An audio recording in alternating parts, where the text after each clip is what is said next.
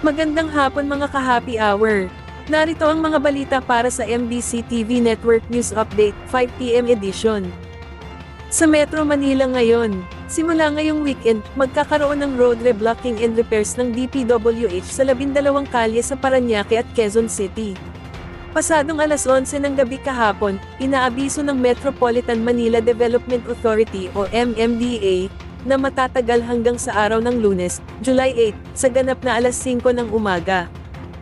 Kabilang ang inner lane ng Taft Avenue, 4th lane from center ng EDSA southbound sa Quezon City, 2nd lane from center ng Sargent Rivera, 2nd lane from center ng A. Bonifacio Avenue, 2nd lane from sidewalk ng Quirino Highway, 2nd lane from sidewalk ng Tandang Sora, 1st lane from sidewalk ng Santo Domingo Avenue, truck lane ng Congressional Avenue Extension, 1st lane from sidewalk ng North Avenue northbound, 3rd lane from sidewalk ng Mindanao Avenue southbound at 1st lane from center ng Congressional Avenue. Sa bahagi naman ng Pasig, magkakaroon ng road rehabilitation sa tabi ng Jennys Avenue Extension.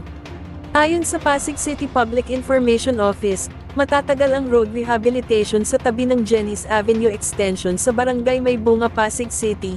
Ito ay dahil sa proyekto ng DPWH, at ang contractor ay mula sa 722 Construction Incorporated.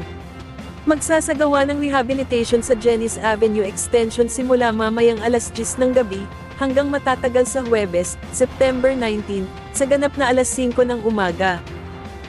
At yan ang mga balita para sa MBC TV Network News Update, 5 PM edition. Samahan ninyo kami bukas, mula alas 9 ng umaga, hanggang alas 5 ng hapon.